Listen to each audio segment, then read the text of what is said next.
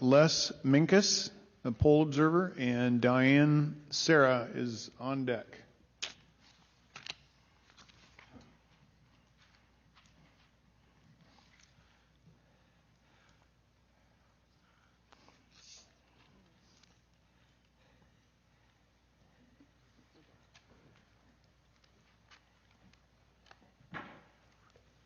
Good afternoon, Mr. Minkus. If you would, could you please give your full name and go right ahead into your testimony, please. My name is Lesley Minkus, and as a veteran poll watcher and observer of the 2016, 2018, and 2020 elections, I'm here to testify to what I encountered in the 2020 election as voting irregularities, inequities, lack of transparency, and contested voter results. I'm also here as a veteran, a military veteran, and wish to extend my sincere appreciation to all of our military men and women that serve to keep the United States of America a free constitutional republic, a nation of constitutional laws, checks and balances. And I salute our flag.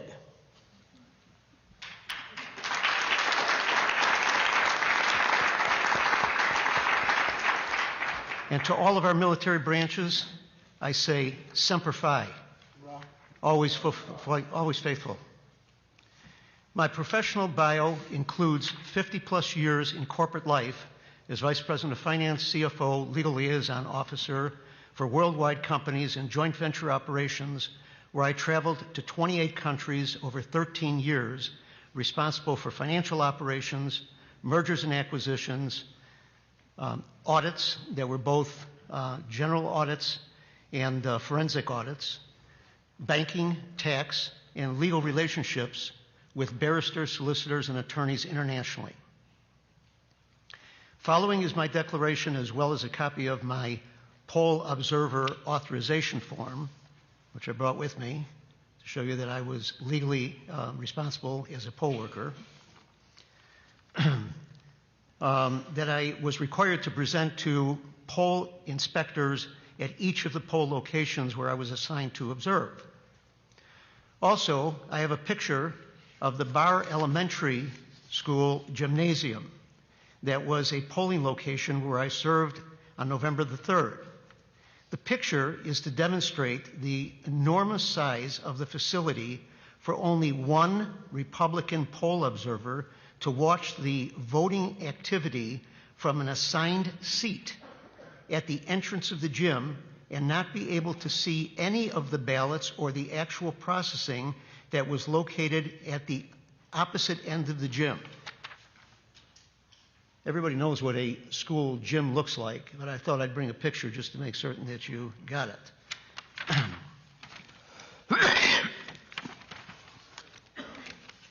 I served as an official legal observer for the 2020 general election at two different locations. On October 27th, October 29th, I was at the United Methodist Church in Sun Lakes, Arizona. On November 3rd, from 5:30 a.m. to 3:30 p.m. at the Barr Elementary School in Phoenix, and then from 4 o'clock to 7:15 at the Sun Lakes Methodist Church in Sun Lakes, Arizona. While serving as an observer, I personally witnessed the following. Observers were not allowed to talk with poll workers or voters, which was part of the manual that the Secretary of State had put out, which was clear, nor was I able to freely walk around the poll location to observe any of the voting activities, which was contrary to what was in the Secretary of State's manual, indicating that we should be allowed to have access to all areas of the voting to be able to observe them.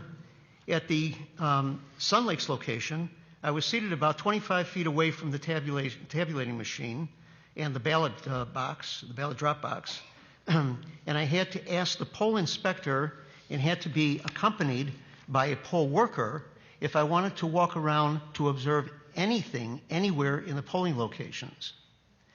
In the Barr Elementary School, I was seated about 80 feet from the 2 tabulator machines and the ballot drop box, and I had to ask the poll inspector, who was at the opposite end of the gymnasium, and I only saw her maybe twice during the time I was there from 5:30 in the morning until 4 o'clock in the afternoon, if I wanted to walk around and I had to be accompanied by a poll worker to observe anything anywhere in the poll location. It appeared to me that almost every ballot, from what I was able to see, that was processed through the tabulator computer resulted in a green light switch being activated, and either the poll worker or the voter had to depress that green light switch for their ballot to process through the tabulator. Okay, so I also was on October 16th, I was also an observer that I went to the Maricopa County Election Center. That was the week after the early voting had started. And I asked to observe the ballot opening. I was asked to observe the ballot opening, sorting, and processing in the center.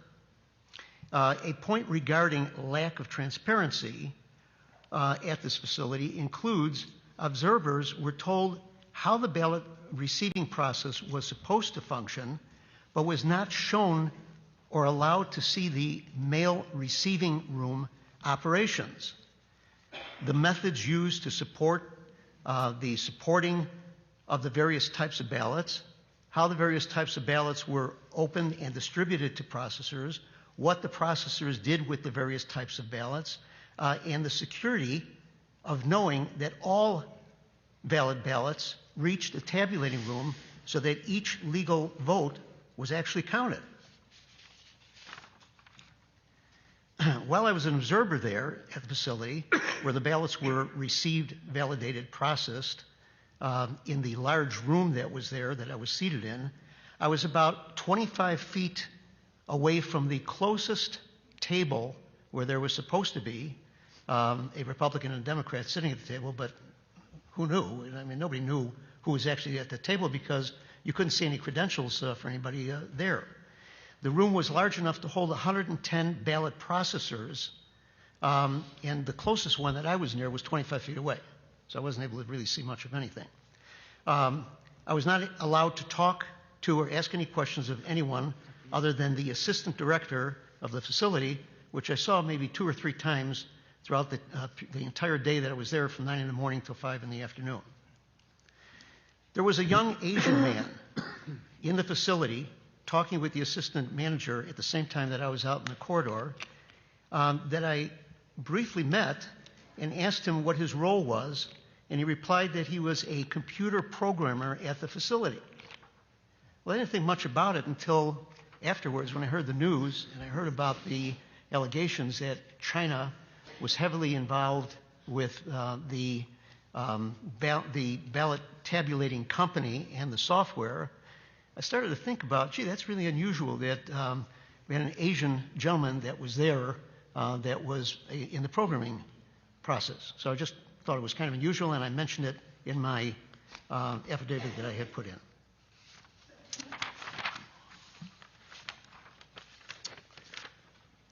Okay, finally, following the election, I was asked to come to the Arizona GOP office in order to be able to investigate some of the complaints that were coming in from voters.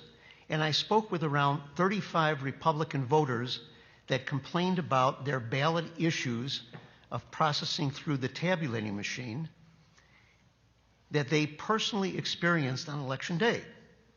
Then they signed declarations under penalty of perjury that I actually went out, saw them, and talked to them, and asked them if they would be willing to sign those affidavits, that they had to push the green button on the tabulation machine since the poll worker told them to do so, but didn't tell them that the machine rejected their ballot and what options they had to correct their ballots by having the ballot spoiled and redoing it again. So they just thought that pushing the green button was required to process their ballot, through the tabulation machine, a sign of voting irregularity and voter inequity. Thank you. That concludes my testimony today. Mr. Mayor? Mr. Minkes, when you were at the center, you noticed this green button. Can you explain to us what the green button is, and was it on every machine? It wasn't at the center that I observed the green button. It was while I was a poll observer. When you were a poll watcher at the voting location. At the poll Okay, location. well, explain to me the green button. The green button is a button that's labeled CAST. CAST, C-A-S-T? C-A-S-T. It is a triangular shaped button, and there is another button that's on the machine right next to it, which I believe is a rectangular shaped button, that was a button that was used for other issues, but it wasn't for casting the ballot. If they wanted to reject the ballot, they push the rectangular button and they would reject the ballot. So, as I understand it, the reason that the green light would show up is because the machine wasn't accepting the ballot.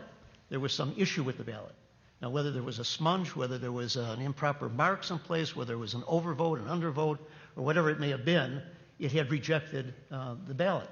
But I had observed from the distance that I was at that so many times that green button, that green triangular button had to be pushed, that it seemed to me like it was almost a requirement that they had to do that in order to be able to put a ballot through. And in fact, what happened when you pressed the green button?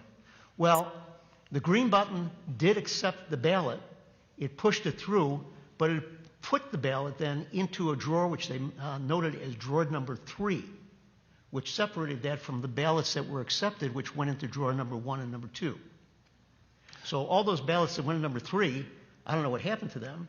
Were they put aside for further inspection? I don't know, because these ballots then were all taken. This was on election day, naturally, that this became an issue. And all these ballots then were, at the end of the day, taken out of the machines. They were put into box or boxes. Special boxes just for them? For number 3? I don't know if the drawer number 3 went into a special box, because I wasn't able to observe that. I see. And get close enough to see that. But I know that the ballots then were all supposed to be taken to another location, where it was a central location in the East Valley in Arizona, where they were going to be picked up by a white panel truck. And again, I did not follow that because the inspector, who was a Republican, indicated that she was going along with it and she was going to follow it. But I do understand that during the time that I served as a poll inspector in the early election period, that there were times during the day, it usually was like about 2 o'clock in the afternoon, where a truck would come, a van-type truck, a panel truck, would come to the poll location. There were 2 representatives that would come in that had name tags on them. They would then take the ballots, and I happened to follow that out. They would take the ballots, put it into a box, a plastic box, and they would take them out to their truck. Well, in one case, I followed them out just to see what was going on, and I noticed that the truck that they had a California plate on it, so I thought that was kind of unusual, and I questioned about that, but I understand that they were renting trucks locally, so there could have been that there were enough people moving from California that were using those trucks that were here, and they wound up... Are you referring now just to the ballots that were the subject of the green button that went into number 3? These were just... all the ballots? These were all the ballots. They were ballots coming out of the ballot box and ballots that were coming from out of the machines. And the green ballots were taken along with them? Yes. Okay. And now you also said that... Well, how many ballots approximately do you think were cast that way, that you observed? Well, in each day, when I was there prior to the actual election day, there were probably several hundreds to thousands of people that filed through that particular... How many? Several hundreds to 1,000 people that filed through that particular polling location. Right. Yeah. On election day, there was probably over 1,000 people that came through there. So total of about A couple thousand, yes. 2,000, 3,000 people? Yes. And when you were at the Maricopa County election facility, where the ballots were received, validated, and processed, you were seated 25 feet in front of a room with 110 ballot processes. Could you see anything? No. I mean, I could see the people, I could No, see but the room. could you observe signatures or Not at all. envelopes? They would not allow us to go beyond.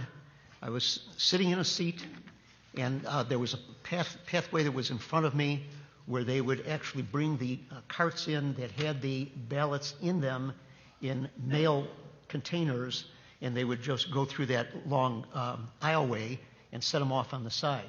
Other than that, I was not able to talk to anybody. I was not able to see anything. I was not able to examine anything. So as a poll observer, I was really hindered by just being there and not being able to talk to anybody or see anything. And what were they physically doing with the ballots? Well, they were sitting at the tables. Again, there were 110 of them, so they were spread throughout. 110 tables. Yes. And how many observers? And I would say the room was probably as large as this room. How many observers? Republican observers? Well, I was the only. You were the I was only the only poll Republican observer on the Republican side. While for it was 110 110 tables. processors. 110 tables? No, 110 processors. On how? 2 at a table, so there were probably about 55 tables. 55 tables, 110 processes. And I was the only Republican observer. And you have only 2 eyes, right? Unless you I'm weren't wearing selected unless I'm wearing because my you have glasses. more than 2 eyes. Unless I'm wearing my glasses. Well, then you have 4. Okay. So, I mean, you couldn't see anything. No, could not see anything. They could have been putting phony ballots in, and you wouldn't have known the difference. Absolutely, it could have been. Right? They could have been stuffing the ballot box. Yes.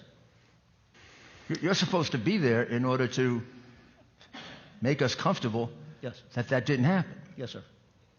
because mail-in balloting is prone to that kind of fraud. That's exactly right. So they completely frustrated you in your mission to do that. How many ballots? Now you have 55 tables, got 110 employees. We got one Republican, Mr. Minkes. You must have felt a little uncomfortable as to one Republican. Did you have your MAGA hat on? Yes, and as I had asked the assistant manager there a couple questions as she came in and out 2 or 3 times throughout the entire day, I had asked her how many ballots they were actually processing. She said that they had about enough to catch up? 2.8 million ballots that they were expecting to process during that election period. I think there was a 14-day period, and there would be about a little over 100,000 ballots a day that were going through there. So those people were calculating, tabulating, checking out about 100,000. They were moving very quickly. Approximately 100,000 ballots. They were moving very quickly to without get over any 100. observation by Mr. Minkes, who was the only Republican there. Exactly. And did you raise an issue about that? No, I didn't, because I didn't know whether anything that was going on there was proper or not proper. I was only there for 1 day, and I was just observing to see what questions I did want to ask, of which I asked a few questions, as well as that I realized that I was not able to actually see the process coming where the trucks come in, unload the ballots, see what was going on in the mailroom, how they process through the ballots. It was just 1 day of that? 1 day? I was there for 1 day. And about 100,000 votes a day. Yes, correct. And then you mentioned that 35 people signed under penalty of perjury. Something about the green, Yes. the use of the green button. Would you explain that one more time so I get it right? Yes. After the election was over with, the Arizona GOP had received many, many calls and complaints from voters about the fact that they felt that when they checked, their ballot hadn't been counted. So they were wondering what happened to it. So they wanted to know how they can check to see if their ballots were actually counted or what happened to them. As a result of that, the Arizona GOP had asked for volunteers to come in to make calls back to these people, these voters, to find all over the valley, to find out what the issues were that they had encountered.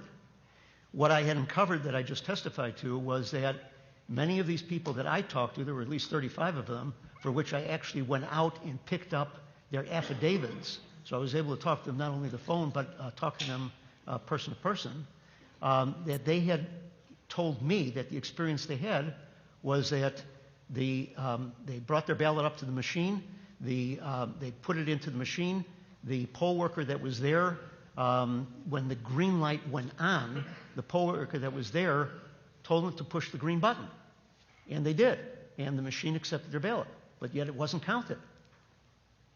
Okay. Thank you. Thank you very much. Yes, sir.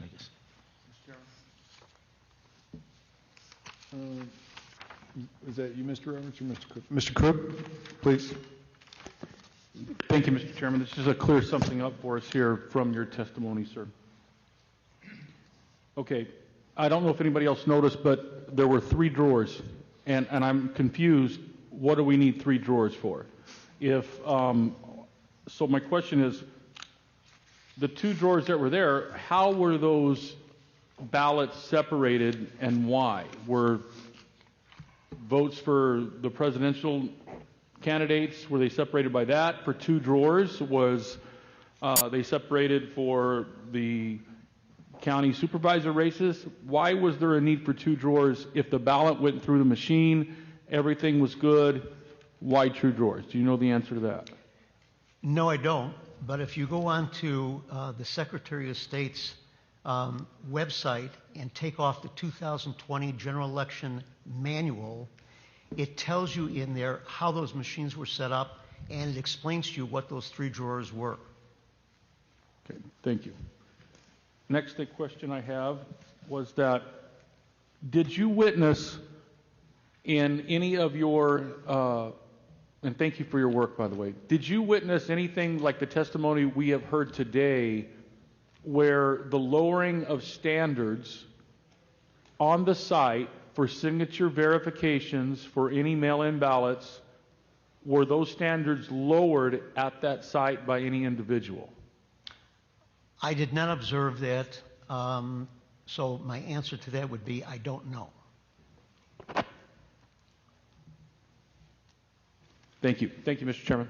Mr. Roberts? Thank you, Mr. Chairman. Mr. Minkus, well, just to tack on to what Representative Cook was just asking, you stated earlier that you were not allowed to see the receiving process of those ballots. Does that include the signature verification? Is that what you were referring to earlier?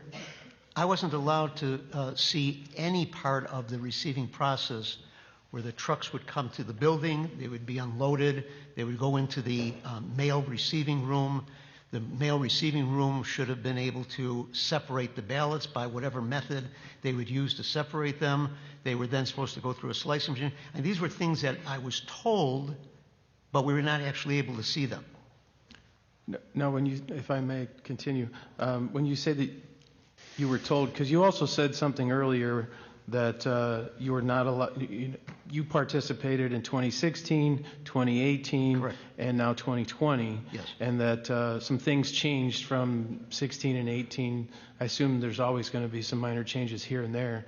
But you said that you're not allowed to talk to them and you're not allowed to walk around the polling place, which was contrary to the policy set forth by the Secretary of State. Exactly. So were you given any reason as to why you were being told on the day of implementation of these policies why you were not allowed to do what was set forth in those policies as far as seeing the receiving process, as far as, you know, you're there obviously to observe. Yes. Were you given any, you said that you were prevented. How were you prevented? What did they say to you? And did they give you a reason as to why you couldn't do that? The inspector at each of the polling locations, after I would come in and I would show them my official credentials, they would then give me instructions, and this went on in both locations that I served at, where the inspector would tell us that here's the seat where you can sit, And you can't walk around and talk to any of the poll workers or any of the voters.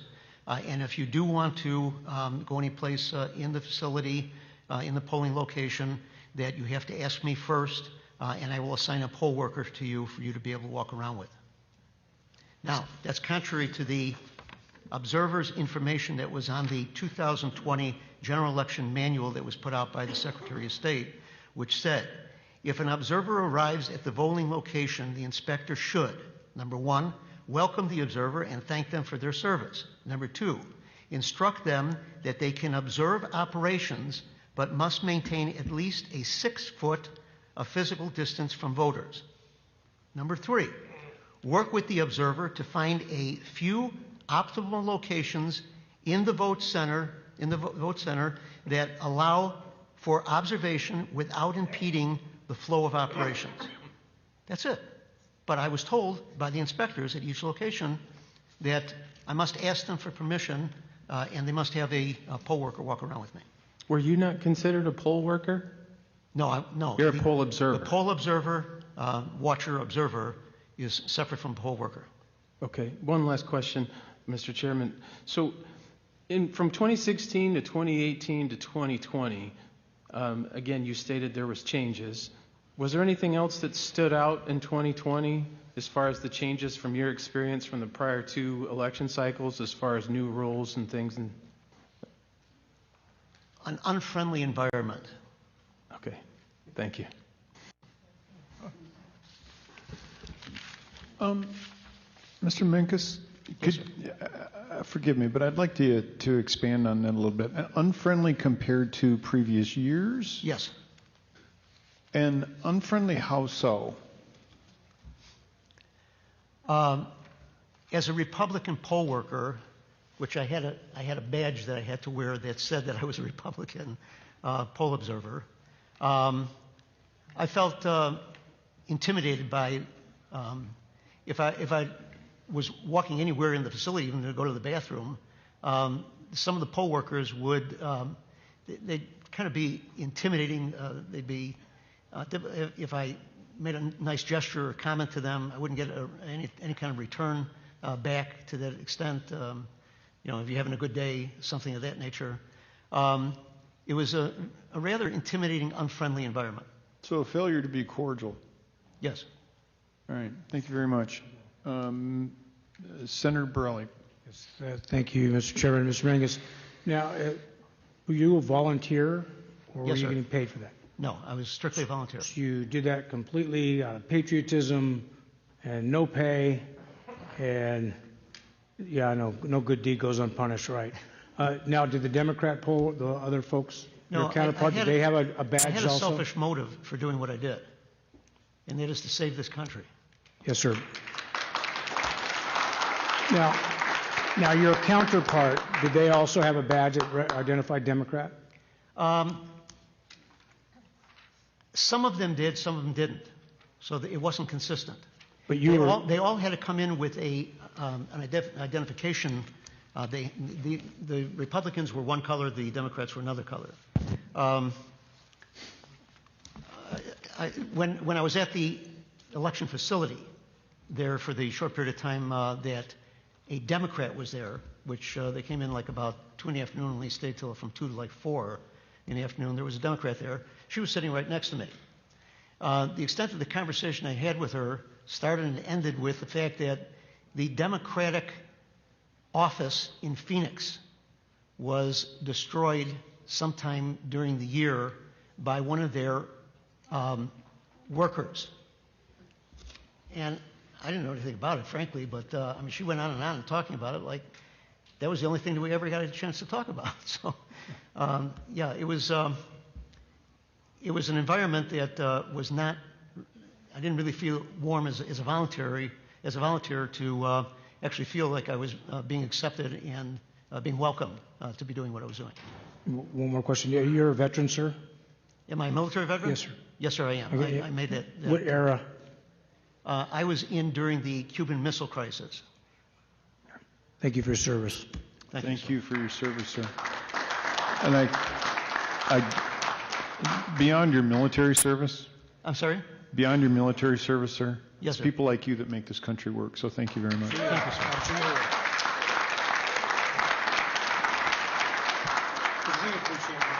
All right, our next witness, and I know, I'm very sorry that we have, it's been such a long day and we've had a number of witnesses that have had to go to work and have had to leave. So I'm going to give you a couple minutes. If I call your name and you're not here, we'll go on to the next person, but we're going to try and work through this entire name list. The next individual up is Diane Sarah. Is Diane still here? All right, she'll be on her way. Oh, she's on Zoom. Well, let's see if we can find Diane Sarah on Zoom.